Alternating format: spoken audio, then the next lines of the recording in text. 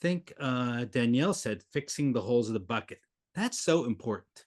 So often your bucket's leaking and you just want to go out and grab more to put in the bucket. But a thoughtful owner or leader is one that takes the long view. I'm quoting Shanna here. She's going to be talking about the long view. And so the long view is, okay, let's fix the holes first. A lot of people use net promoter score, and you can fashion NPS. And if you're not sure what that means, Google it. But it's a way to grade yourself with your clients. You can do that internally and very uh, intentionally figure out the holes in the bucket. Why, what people don't like about your business and why they're leaving. You can also do bottom up reviews if you use any kind of HR software. We don't exactly do that.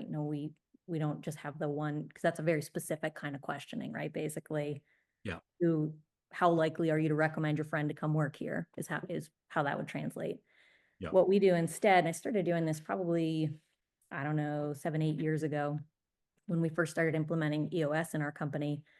um, you had to do 5 5 5s, which, if you're familiar with that, it's more of it's like a review, but you're not being critical in that review. It's more of a way to carve out a conversation to talk about, are they a good fit for the culture? Is the job they're in the right role for them? Figuring out that right person, right seat.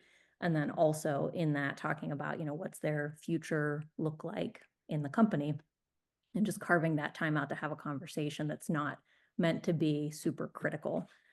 And I always kind of battled with doing any sort of punitive type review systems where you had like a 1 to 5 scale or a 1 to 10 scale, and you're rating somebody on how good they are at something. I mean, I think there's room for that in the field when you're talking about like how close to mastery are you of this specific task or this specific thing.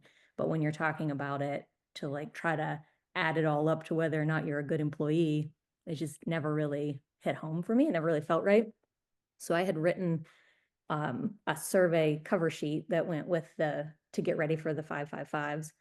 It's a survey that everybody has to do every time they have one, which can happen as often as 4 times a year. And that cover sheet is just 10 questions on it that the employee is supposed to answer about how they feel. And it's the 10 questions were based on the top 10 reasons why people leave a company. And so they were things like, the questions are scale of 1 to 10, rate the company on all these different statements. So one of them is like, my pay is fair and competitive. I see myself having a long-term career here.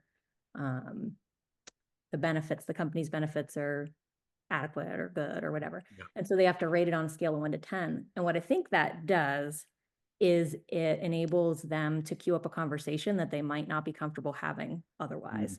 So it's really Yeah. hard to go and sit down with your employer and say, my manager, I don't think my manager is competent. Like, that's hard to say.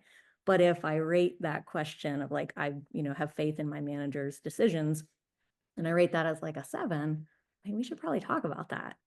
But it's meant to be a tool to open a conversation. So it's not like, it's not going out to anybody else other than to the person who is reviewing them. And Yeah. then it allows us to start that conversation to say, okay, there's an issue here. What is it? And then allows them to be able to bring those issues to light. And then if we have to help them navigate that, we can do that, whether that's like a sit down with the person they work for, or gathering information to see, is this just this person has this issue, or does everybody have this issue? Yeah. Just a really great way to spotlight your issues.